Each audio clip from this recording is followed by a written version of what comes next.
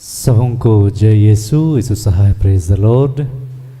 प्रार्थना का परिवार फिर से आप सबों का आज की इस आराधना प्रार्थना में प्रभु यीशु मसीह के जीवित और सामर्थी नाम से हम सभी प्रार्थना का परिवार के भाई बहन मिलकर साथ में हमारी अगुआ प्रभु के दासी सिस्टर एस्तर, प्रभु के दास भाई राज, आप सबों का हार्दिक स्वागत करते हैं, हार्दिक अभिनंदन करते हैं। तो आप सभी हमारे संग इस आराधना प्रार्थना में बड़े विश्वास के साथ बने रहे। हम सभी एक दूसरे के लिए प्रार्थना करें और प्रभु आज के दिन में जो हमें सिखलाना चाहते हैं, जो आशीष हमें देना चाहते हैं, उन हर एक आशीषों को, उन हर एक बातों को आज हम फिर से ग्रहण करने वाले हो पाए। तो आए हम बड़े विश्वास के साथ, आनंद के साथ प्रभु की स्तुति, उसकी महिमा और उसकी उपस्थिति में बैठते हुए उस पर हम ध्यान लगाते हैं। आइए हम प्रार्थना में आगे बढ़ें। धन्यवाद। आइए हम परमेश्वर का धन्यवाद करेंगे, अपनी आंखों को बंद रखेंगे और हाथों को खुला छोड़ेंगे। उस परमेश्वर को इस वक्त हम पुकारेंगे। आपके मनों को स्थिर कीजिए, अपने हृदयों को परमेश्वर को समर्पित कीजिए, क्योंकि वो परमेश्वर इस वक्त अपने वचन के निमित्त वो कहता है, जहां 2 या 3 मेरे नाम से एकत्र होते हैं, मैं वहां उपस्थित रहता हूं। आप ये विश्वास कीजिए कि परमेश्वर आपके सम्मुख खड़ा है। आप जिस जगह पर है उस जगह परमेश्वर आपके सम्मुख है और वो परमेश्वर आपको कह रहा है कि हे मेरे बेटे, हे मेरी बेटी, मैं तुम्हारे दुखों को जानता हूं, मैं तुम्हारे तकलीफों को जानता हूं, मैं तुम्हारे समस्याओं को जानता हूं। मैंने तुम्हारे आंसुओं को अपने हाथों में रखा है। आज सारे चीजों को भूलते हुए हर एक उन बातों को परमेश्वर को समर्पित कीजिए। वो बातें जो परमेश्वर से आपको दूर कर जाता है, हर एक उन बंधनों को परमेश्वर को हाथों में समर्पित कीजिए। और वो परमेश्वर आपके जीवन के तमाम बातों को जानता है, तमाम पीड़ाओं को जानता है, और वो परमेश्वर आपके जीवन की हर बंधनों को आज और इसी वक्त चाहे तो समाप्त कर देगा। आज परमेश्वर का धन्यवाद कीजिए कि परमेश्वर अपने आनंद से भरने जा रहा है, आपको अपने प्रेम से भरने जा रहा है, अपनी कृपाओं से, अपने दानों से भरने जा रहा है। हे प्रभु, हम तेरे बच्चे तेरे पास आए हैं। प्रभु पिता, हम तुझको पुकारते हैं कि प्रभु परमेश्वर तू हम अपनी आत्मा को दे पिता, उस पवित्र आत्मा को दे जिस प्रकार तूने अपने प्रेरितों को दिया था पिता, और वे स्वतंत्रता महसूस करते थे पिता। आज ये तेरे बच्चे पिता परमेश्वर जिन भी बंधनों में हैं, जिन भी बातों से परेशान है, हैरान है पिता परमेश्वर, इनको तू वो आत्मा को दे पिता परमेश्वर, क्योंकि हमें जानते हैं वो आत्मा पवित्र है। हम जानते हैं वो आत्मा पिता परमेश्वर शांति का दाता है। हे प्रभु, तुझको पुकारते हैं प्रभु। जितनों ने तुझको पुकारा पिता, जितनों ने तेरे पास आया प्रभु परमेश्वर, कभी उनकी प्रार्थना को अनसुनी नहीं किया पिता। जिन्होंने जो मांगा पिता परमेश्वर आपने दिया प्रभु। हे यीशु, आज ये बच्चे भी तुझसे मांग रहे हैं पिता, तुझको पुकार रहे हैं पिता परमेश्वर। इनके झोलियों को तू भर पिता, क्योंकि पिता परमेश्वर ये थक गए अपने जीवन से, अपनी परेशानियों से, अपने दुखों से। प्रभु परमेश्वर, इनकी बातों को तू सुन पिता, और यीशु के नाम से तू स्वतंत्र कर पिता परमेश्वर। हे प्रभु, तूने आज ऐसा किया प्रभु, आपका धन्यवाद करते हैं प्रभु। इस जगह को तूने अपने अधिकार में लिया। जितने तेरे बच्चे इस वक्त देख रहे हैं, जुड़ने जा रहे पिता, हर एक लोगों को तूने अपने अधिकार में लिया पिता। वचन उद्घोषणा को तूने अपने अधिकार में लिया, और आपका धन्यवाद करते हैं। आज का दिन पिता परमेश्वर हमारे जीवन का सबसे आशीषित दिन होने जा रहा है प्रभु। आपका धन्यवाद करते हैं पिता। हर चीजों को आपके हाथों में समर्पित करते हैं। प्रार्थना यीशु के नाम से मांगते हैं, दया सुनिए और अनुग्रह से ग्रहण कीजिए। आमीन। आइए हम प्रभु का धन्यवाद करें, धन्यवाद करें क्योंकि उसने आज हम सबों को बुलाया है। और वो सबों को बुलाता है कि अपनी आत्मा से भरे, जिससे हम उनके प्रेम से भर जाएं, उनके आनंद, उनकी शांति से भर जाएं। आइए हम प्रभु का धन्यवाद करते हुए उस पवित्र आत्मा की महिमा करेंगे।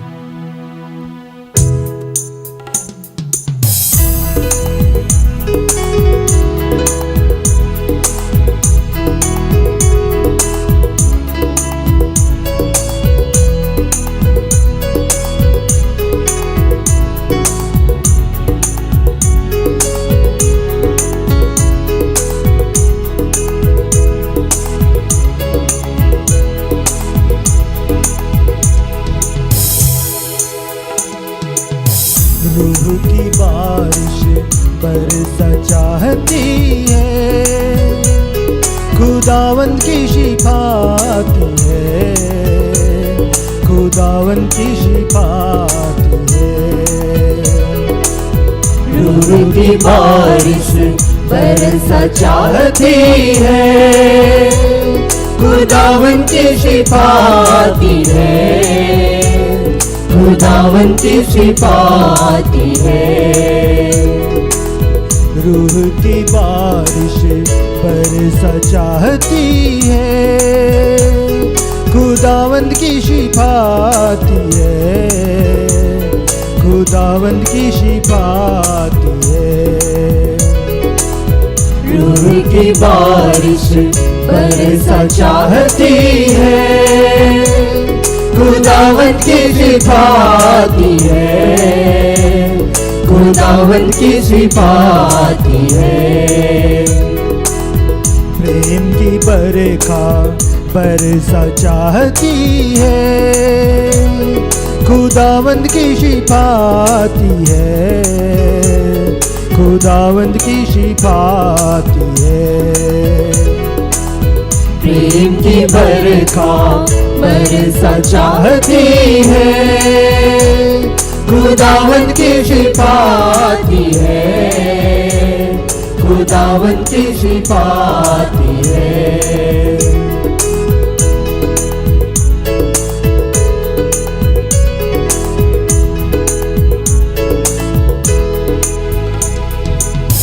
शिफा का मम्मा यीशु मसीहा, छूने का उसको वक्त है ये। शिफा का मम्मा यीशु मसीहा, छूने का उसको वक्त है ये। शिफा का मम्मा यीशु मसीहा, छूने का उसको वक्त है ये। शिफा का मम्मा यीशु मसीहा, छूने का उसको वक्त है। अपने ईमान से उसके लहू से पापों से धुलने का वक्त है ये। अपने ईमान से उसके लहू से पापों से धुलने का वक्त है ये। रूह की बारिश बरसा चाहती है, खुदावन की शिफाती है, खुदावन की शिफाती है। प्रेम की बरखा बरसा चाहती है, खुदावन की शिफाती है, खुदावन की शिफाती है। रूह की बारिश बरसा चाहती है, खुदावन की शिफाती है, खुदावन की शिफाती है। रूह की बारिश बरसा चाहती है, खुदावन की शिफाती है, खुदावन की शिफाती है, खुदावन की शिफाती है, खुदावन की शिफाती है, खुदावन की शिफाती है, खुदावन की शिफाती है।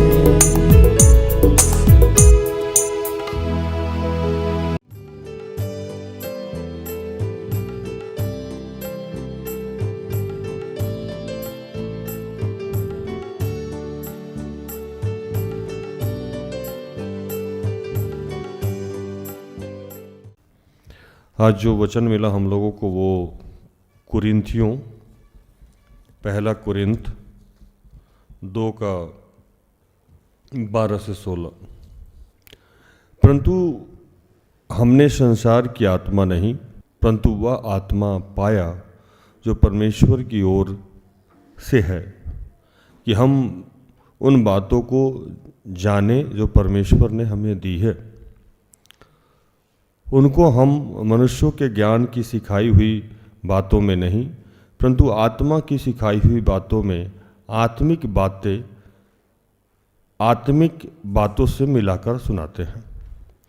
परंतु संसारिक मनुष्य परमेश्वर के आत्मा की बातें ग्रहण नहीं करता, क्योंकि उसकी दृष्टि में मूर्खता की बातें हैं, और ना वह उन्हें जान सकता है, क्योंकि उनकी जांच आत्मिक रीति से होती है। आत्मिक जन सब कुछ जांचता है, परंतु वह आप किसी से जांचा नहीं जाता, क्योंकि प्रभु का मन किसने जाना है कि उसे सिखाए, परंतु हम में मसीह का मन है।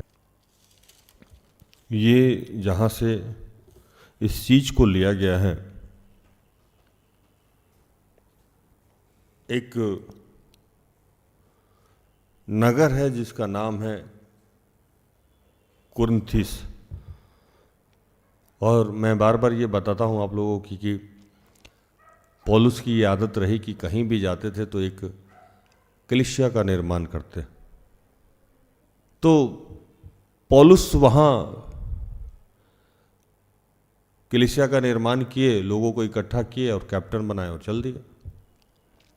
समस्या ये थी कि वो शहर बहुत डेवलप था। डेवलप समझते हैं? हाँ, भौतिकवादी लोग वहाँ, भौतिक सुख सुविधा से भरा हुआ वो शहर, और व्यापार की संपन्नता वहाँ बहुत ज़्यादा थी। मतलब उस समय के अनुसार बिजनेस बहुत डेवलप था। इंडस्ट्री, अभी के भाषा में कहें कि इंडस्ट्री था, वहाँ संपन्नता थी। और एक और समस्या था कि वो शहर जो था इंटरनेशनल शहर था। इंटरनेशनल मतलब दो कंट्री को जोड़ता था, बॉर्डर इलाका जिसको बोलते हैं। और बॉर्डर इलाका का एक समस्या होता है कि वहाँ करप्शन बहुत हाई लेवल का होता है, स्मगलिंग, बहुत सारी चीज़ अलग अलग तरीके के होते हैं। तो वहाँ जो वो शहर था, वो एक तो राजधानी थी, दूसरा वो दो कंट्री को जोड़ने वाला शहर था। बहुत सारा सुख सुविधा और उस समय के अनुसार बहुत सारा आधुनिकीकरण के साथ वो शहर था। और ये सारी चीज़ें जब होगी तो वहाँ एक चीज़ ऑटोमेटिक हो जाएगी कि बहुत सारे जाति और धर्म के लोग होंगे। हुसैन भाई, अब पौलुस महाराज वहाँ जाके कलीसिया का निर्माण तो कर दिए, लोगों ने काम करना शुरू कर दिया, लेकिन वहाँ करप्शन ये हाई लेवल का था कि ये सोचे कि ये लोग बचेगा कैसे। और जब मैं इस वचन को बार बार पढ़ रहा था तो मैं सोच रहा था प्रभु क्या आज क्या, तो प्रभु बताने लगा कि जो उस समय की समस्या थी, कहाँ की? कुरिन्थ की, वही समस्या आज हमारे स्टेट की है, हम लोगों की है। हम लोग भौतिकवादिता की तरफ भाग रहे हैं, हाँ या नहीं? भाग रहे हैं ना? डेवलपमेंट चाहिए, सेटलमेंट चाहिए, और हमारे आसपास में बहुत सारे अलग अलग जाति धर्म के लोग भी हैं। तो बैलेंस कैसे हो? तो पौलुस क्या बता रहा है कि समस्या तब भी वही थी और आज भी वही है। समस्या बदला नहीं है। उस समय के लोग भी जाति और धर्म और समुदाय के नाम पर लड़ रहे थे। आज भी हम कलीसिया जाति धर्म समुदाय के नाम पर लड़ रहे हैं। उस समय भी लड़का लड़की होता था, आज भी लड़का लड़की होता है। ये सारी बातें आज हम सब लोगों को जानना होगा कि किस चीज की प्राथमिकता देनी है, किस चीज को कितना जानना है, किस चीज को कितना समझना है, कैसे खाना है, कैसे पीना है, कहां जाना है और कहां नहीं जाना है। ये इतनी भ्रांति फैली हुई है, इतना सारा प्रॉब्लम समाज में फैला हुआ है, जिसकी वजह से आज आत्मा घुट रहा है। आत्मा के दान और वरदान हमारे पास होते हुए भी वो ग्रोथ नहीं कर रहा है। ग्रोथ इसलिए नहीं कह रहा है कि हम आत्मिक बातों को सांसारिक बातों से मैच करते हैं और सांसारिक बातों को आत्मिक बातों से मैच करते हैं। यह कंफ्यूजन आज तक क्रिएट ही रहा, इसको किसी ने क्लियर ही नहीं किया। पौलुस यही बातें, यही सारी बातें जो आज हम कर रहे हैं, पौलुस यही सारी बातें उस समय पत्री में लिख रहे थे। लड़का को कैसे रहना चाहिए, लड़की को कैसे रहना चाहिए, पौलुस गाइड कर रहे थे। पौलुस एक इकलौता सेवक हैं जिन्होंने संसार में रह के आत्मिक कैसे रहना है यह सारा कुछ बाइबल में लिख दिया उन्होंने, नए नियम में। क्योंकि हम पढ़ते नहीं है उतने डेप्थ में। अगर नए नियम को कोई व्यक्ति पढ़ जाए तो उसको किसी भी गुरु की जरूरत नहीं, सारी बातें इसमें लिखी हुई है। शादी के संबंधित, प्रसाद की संबंधित, पूजा के संबंधित, मंदिर मस्जिद गुरुद्वारा जाने के संबंधित, चर्च के संबंधित। आज आप इतने संसारिक हो गए हैं, इतने संसारिक हो गए हैं कि आत्मिक चीजों को समझना ही नहीं चाह रहे हैं, और कोई कह रहा है तो उसको आप व्यर्थ की और बकवास की बातें कहते हैं। आज हमें और आपको एक तय करना है ये बात कि आपको कैसा सेवक चाहिए, कैसा अगुआ चाहिए। यहां दो टाइप के सेवक हैं।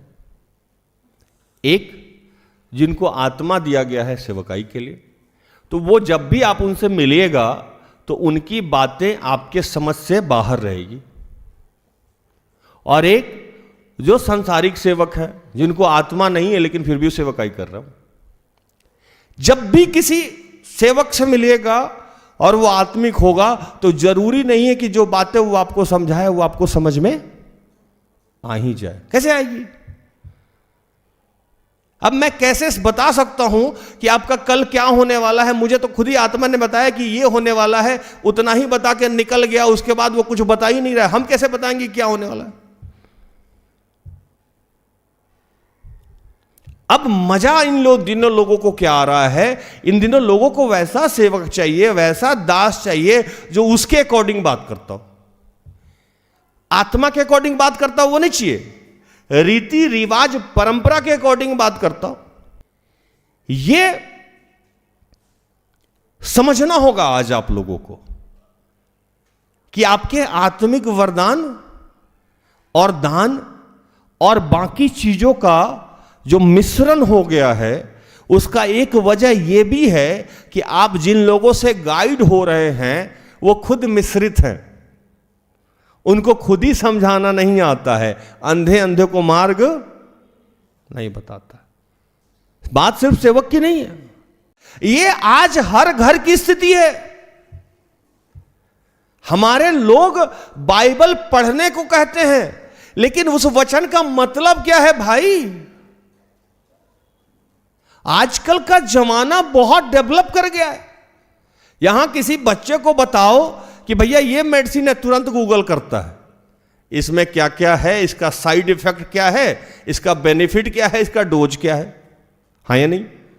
उस बच्चे को अगर आप बाइबल पढ़ रहे हो तो पूछ देगा ना इस वचन का मतलब क्या है। अब खुद ही आपको नहीं पता है तो दूसरे को क्या बताओगे आप? तो बताया क्या? नहीं, पढ़ते रहो, पढ़ते रहो, इससे आशीष मिल जाएगा। वचन पढ़ना अच्छी बात है, लेकिन वचन का भेद भी तो समझना होगा ना आपको, तब जाके वो आपके जीवन में कारगर होगा ना। ये भेद समझाएगा कौन आपको? आपके बड़े बुजुर्ग जो हैं उनको तो खुद ही नहीं पता है भेद क्या है। मैं एक जगह गया भी अभी अंतिम संस्कार में, मैं जब अंतिम संस्कार से निकलने लगा तो वहां हल्दी रखा हुआ था, पानी रखा हुआ था। मैंने कहा ये तो मैंने भी बचपन में अपने घर में देखा है, जब हम लोग किसी को जला के आते थे तो यही सारा चीज मेरे घर में भी रखा रहता था। कोई फर्क है? आप लोग भी हल्दी करते हो, हिंदू लोग भी हल्दी करते हैं, कोई फर्क है? कभी आपने इस बारे में सोचा ही नहीं। जो आपके मत्थे डाल दिया गया आप डलते चले गए। अगर यही चीज मेरी आदत रहती तो मैं आज यहां खड़ा नहीं रहता। मैंने पूछा कि इसका मतलब क्या होता है, इससे सही गलत क्या होता है, इसीलिए प्रभु ने लिखा कि धन्य हैं वो जो धर्म के भूखे और प्यासे हैं, उनको तृप्त किया जाएगा। भूख और प्यास का मतलब कि आपकी जिज्ञासा, आप जानना चाहोगे कि सही और गलत क्या है, इसका लाभ हानि क्या है। ये आपकी जिम्मेवारी बनती है, ये आपका हक है कि आप जानो कि किस सेवक के यहां जाते हो, कहां जाते हो, इससे लाभ क्या है, हानि क्या है, उचित क्या है, अनुचित क्या है ना। बच्चे आज कहीं पढ़ने जाते हैं तो पहले टीचर का ट्रायल लेते हैं, सही है कि नहीं, एक ट्रायल क्लास चाहिए। लेकिन जैसे ही बाइबल की बात आती है और सेवक की बात आती है, यहां सब खत्म।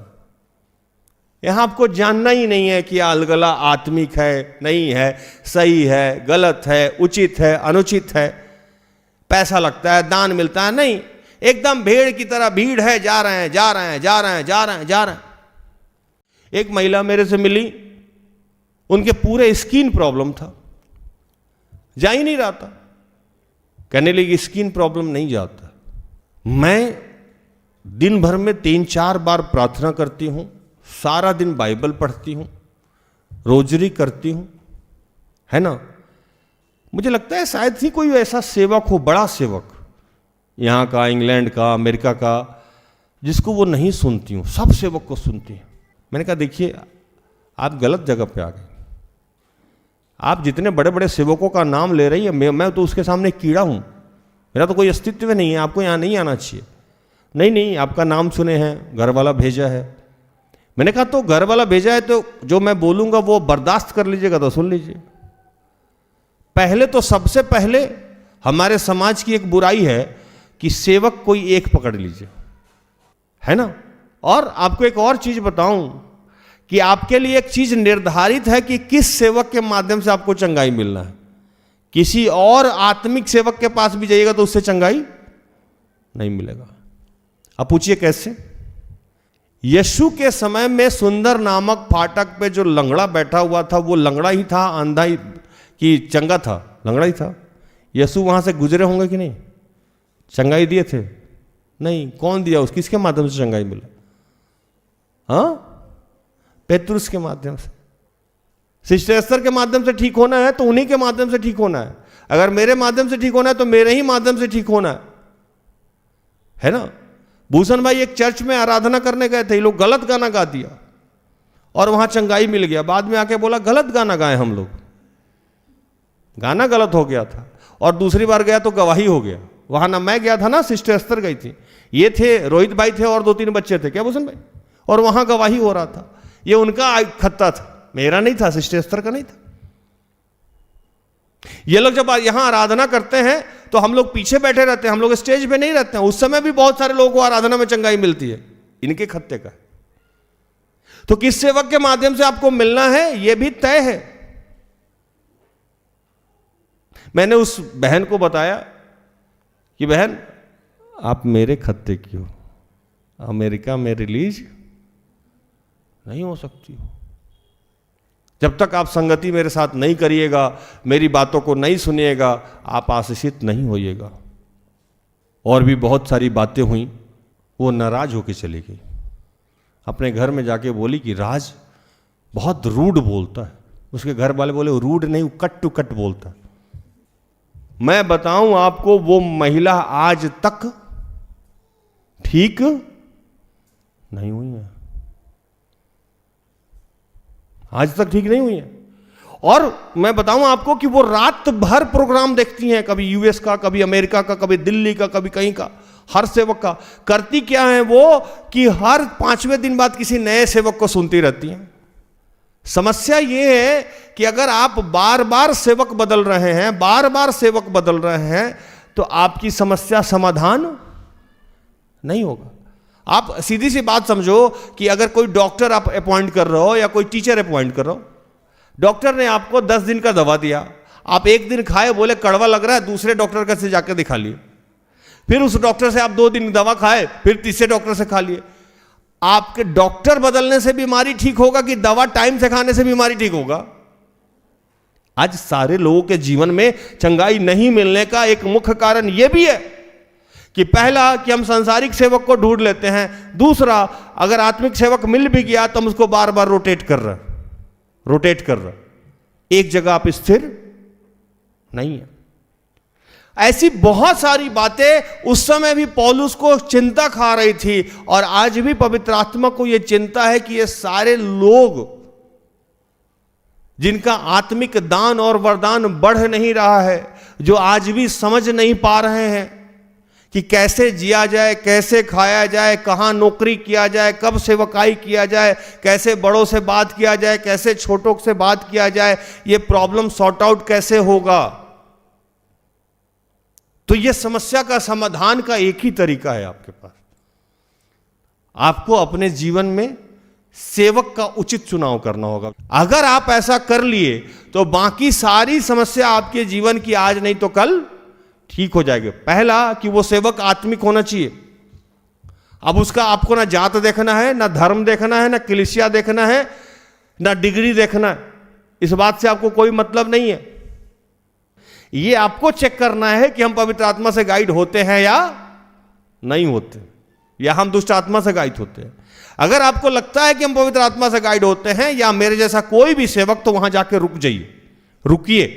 मैं अपनी ही बात नहीं कर रहा हूं, और रुकिए और उस आत्मा की बात को सुनिए और सुन के अपने जीवन में लागू करिए। हर छोटी छोटी बातों पे लागू कीजिए, तब आपके जीवन से समस्याएं खुद ब खुद जाने लगेगी और बहुत सारे चीजों से आप ऐसे ही भी रिलीज हो जाओगे। 2 वचन में बता के इसको समाप्त कर देता हूं। पहला कि जितने भी बुद्धिमान लोग हैं उनका मेरे से नहीं पटेगा। 2:14 परंतु शारीरिक मनुष्य परमेश्वर के आत्मा की बातें ग्रहण नहीं करता, क्योंकि वे उसकी दृष्टि में मूर्खता की बातें हैं, और ना वह उन्हें जान सकता है, क्योंकि उनकी जांच आत्मिक रीति से होती है। आप इस बात को कभी समझ नहीं सकते और ना आप मुझे जांच सकते हैं, क्योंकि वो उसके लिए आपको वो आत्मा नहीं मिला है। तो मेरी बातें आपको पागलपंथी की बातें लगी। जब मैं लोगों को कहता हूं कि आपकी नौकरी हो जाएगी, तो वो सोचता है कि मैंने तो पढ़ा ही नहीं, बोलते नौकरी हो जाएगी। कभी भी मेरी बातें या सिस्टर स्तर की बातें या मेरे जैसे जो भी दास दासी हैं जो सीधे प्रभु से गाइड होने का प्रयास करते हैं, उनकी बातें आपको कभी भी समझ में आएगी ही नहीं आएगी। तो पहला तो ये कि जैसे ही समझ में नहीं आया, आप समझ लीजिए कि आप बुद्धिमान हैं। तो मूर्ख होकर समझने का कोशिश कीजिएगा, तब पवित्र आत्मा आपको समझाने का प्रयास। बुद्धिमान होकर समझिएगा, मैं नहीं समझ में आने वाला। दूसरा, मुझे आप कितना भी परखिएगा, जांचिएगा, मैं आपके हाथ नहीं लगने वाला, क्योंकि वैसा कोई मेजरमेंट आपके पास नहीं है जिससे आप हमको कैलकुलेट कर ले कि हम सही है, चोर हैं, शराबी हैं, व्यभिचारी हैं, अच्छे हैं, बुरे हैं। ये आपके बस की बात नहीं है। पढ़िए एक और वचन 15-16। आत्मिक जन सब कुछ जांचता है, परंतु वह आप किसी से जांचा नहीं जाता, क्योंकि प्रभु का मन किसने जाना है कि उसे सिखाए, परंतु हम में मसीह का मन है। आत्मिक जन सब कुछ जांच जाता है। आपके बारे में मुझे प्रभु सब बता देगा, मेरे बारे में आपको कुछ भी पता लगने वाला नहीं है। आपको कैलकुलेट करते जिंदगी बीत जाएगा, मेरे बारे में आप कुछ नहीं समझ पा। कभी आपको मैं चोर लगूंगा, कभी मैं आपको साधु लगूंगा, कभी मैं व्यभिचारी लगूंगा, मैं कभी खराब लगूंगा, कभी अच्छा लगूंगा। आप जिस रूप में मुझे देखेंगे उसी रूप में मैं नजर आ जाऊंगा आपको, लेकिन आप मेरे बारे में कभी समझ नहीं सकते हैं, क्योंकि प्रभु का आत्मा और मेरा आत्मा एक है। ईश्वर को जब आप नहीं जान सकते हैं, तो वही आत्मा जो मुझे दिया गया उसको आप कैसे परख सकते हैं? यीशु कब क्या काम करते थे समझ में आता था लोगों को? तो यीशु का आत्मा जिस जिसको दिया गया होगा उसको आप कैसे समझ जाइएगा, है ना? और हम लोग वही बात बताते हैं। कौन सी बात बताते हैं? एक और वचन पढ़िए 2:9। परंतु जैसा लिखा है, जो बातें आंख ने नहीं देखी और कान ने नहीं सुनी, और जो बातें मनुष्य के चित्त में नहीं चढ़ी, वे ही हैं जो परमेश्वर ने अपने प्रेम रखने वालों के लिए तैयार की है। बताइए, जो आपने देखा नहीं, जो आपने सुना नहीं, जो आपको संभव नहीं लगेगा, वही बातें मैं आपको बताऊंगा। कैसे बिलीव करोगे आप? आपने तो कभी देखा ही नहीं है ना? आपने कभी सुना ही नहीं है। तो हमारा जो देखने और समझने का तरीका क्या है? मैंने हिस्ट्री में पढ़ा है ये काम होगा, मैंने ये सुना है उसके अनामिका के जीवन में ये घटा है, तो मैं जानता हूं। अब मैं वैसी वैसी बातें बताता हूं जो ना आपने देखा है ना सुना है, तो उस पर आप बिलीव कैसे करोगे? तो उसके लिए तो टाइम टेकिंग होगा ना, इसके लिए रुकना पड़ेगा आपको यहां।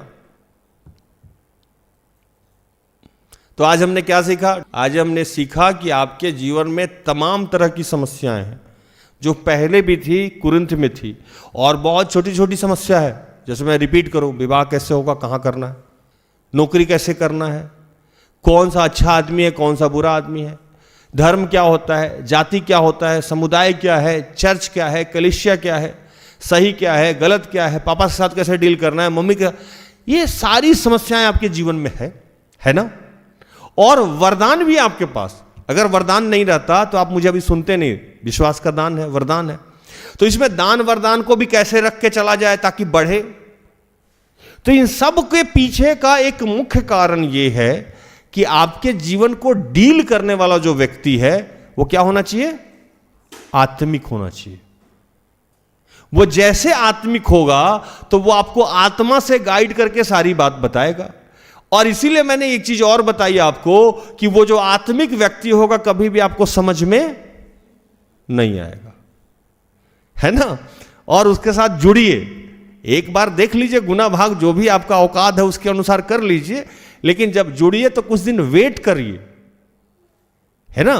तो प्रभु आपके जीवन को बदल देगा। चलिए, प्रभु इन सारे वचनों से आप सबको और मुझे भी आशीषित करे। आमीन।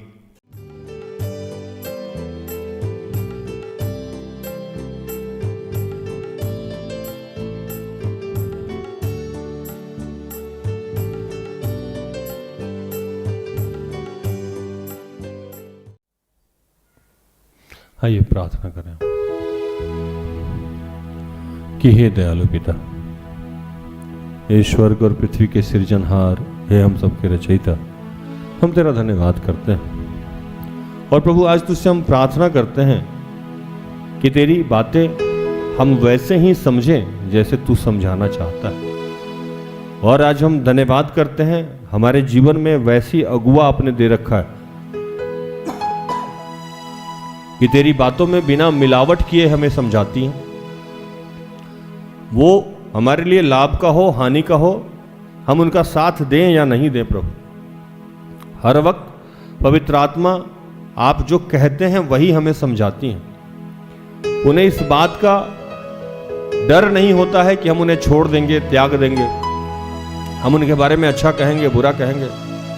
ऐसी अगुआ हमारे जीवन में है, और प्रभु ये सौभाग्य है कि हम उनके साथ हैं, इसलिए हम तेरा धन्यवाद करते हैं। और आज हम प्रार्थना करते हैं कि तेरा जो मधुर वचन है प्रभु, ऐसे दास दासी हमारे जीवन में भेज, पूरे विश्व में भेज, कि बिना स्वार्थ, बिना निजी हित के, बिना जाति, धर्म, समुदाय, कलीसिया, चर्च, इन सब से ऊपर उठ के आत्मा की बातों को, आत्मिक बातों को वैसे ही हमारे पास परोसे प्रभु, और हम तुझसे और जुड़ पाए प्रभु, और हमारे जो भी संसारिक काम है उसको भी हम आत्मा को गुरु बना के उसके निर्देश से सारे काम कर पाए, और ये पूरा विश्व स्वर्ग की तरह दिखने लगे प्रभु। हर घुटना यीशु तेरे नाम पे झुक जाए, हर लोग अंगीकार कर ले कि तू ही यीशु है। इसके लिए हमारे जीवन में एक सही और आत्मिक गुरु भेज, पूरे विश्व के लिए आत्मिक गुरु भेज प्रभु। आज यही प्रार्थना है।